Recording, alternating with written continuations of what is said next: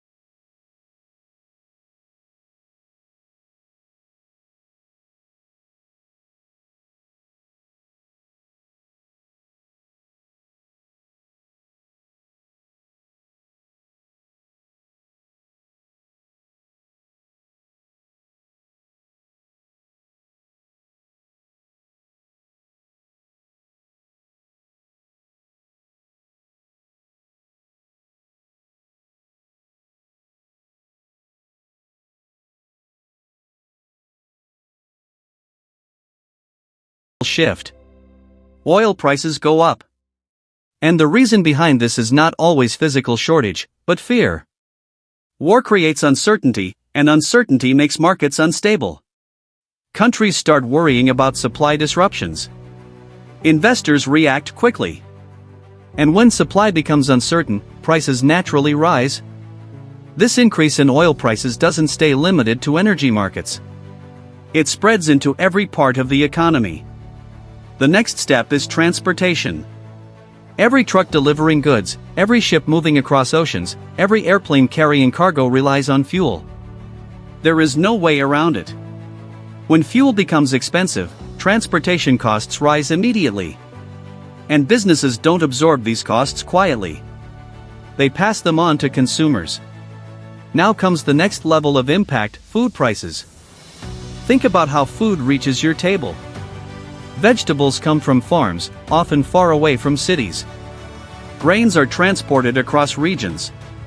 Packaged food moves through warehouses and distribution centers before reaching stores. Every step of this journey depends on transportation. So when transportation becomes expensive, food prices increase as well. At this point, you might start noticing small changes. Your grocery bill is slightly higher than before. Maybe not alarming at first, but noticeable. But it doesn't stop there. This effect spreads further. Clothes, electronics, medicines, construction materials, even services all become more expensive. Because every industry depends, directly or indirectly, on transportation and energy. And then comes the most frustrating part. Your expenses keep rising, but your income stays the same. Your salary does not increase overnight. Your business does not suddenly generate more profit. But your cost of living continues to climb. And T.S. creates pressure. Not instantly, but gradually. It's like a slow leak.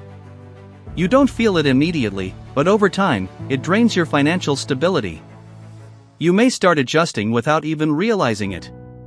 You cut small luxuries. You delay purchases. You think twice before spending. And slowly, your lifestyle begins to change, not because you want it to, but because it has to. This is how a distant war starts shaping your daily decisions. And this is only the visible part of the impact. Because what comes next is even deeper and more serious.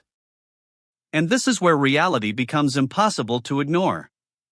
You walk into a grocery store, expecting a normal shopping experience, but something feels off. The shelves look the same. The brands haven't changed. The packaging is identical. But when you reach the checkout counter, the total is higher than expected. You pause for a moment, wondering if you made a mistake. But you didn't. You bought the same items you always do. Yet somehow, your money doesn't go as far as it used to. This is where the psychological impact begins. Slowly, without any dramatic moment, your behavior starts to change. You begin cutting back. Maybe you stop eating out as often. Maybe you reduce small comforts that once felt normal. You start saving less, not because you want to, but because you have to. And along with these changes comes stress. A quiet, constant pressure that builds over time. Most people, at this stage, ask the same question. Why is everything getting so expensive? But very few people connect it back to global conflict. Because the effect of war today is not always visible. It doesn't always come with destruction you can see. Sometimes, it comes in the form of rising costs and shrinking financial security. But the impact goes even deeper. War creates uncertainty, and uncertainty affects the entire economic system. Businesses become cautious. Investments slow down. Companies delay expansion. Hiring slows. And when businesses hesitate, the job market becomes unstable. Opportunities become limited. Growth becomes uncertain. And suddenly, it's not just about higher expenses. It's about your future. At the same time, something else is happening that most people don't notice. While many are struggling, a smaller group of people is benefiting. Oil companies see higher profits. Defense companies receive large contracts. Experienced investors make strategic moves. Because they understand how the system works. They don't react emotionally. They prepare logically. This creates a powerful contrast. On one side, people are losing financial stability. On the other side, some are building wealth. And the difference is awareness. The ability to understand what is happening and adapt accordingly. So the real question is not whether this affects you. It already does. The real question is what you choose to do about it. Will you ignore it and continue reacting? Or will you start understanding how money works, how global events influence your life, and how you can position yourself better? Because the truth is simple. War today is not just about land or power. It is about economics. It is about financial systems. And most importantly, it is about you. Even if you are far from the battlefield, you are still part of the impact.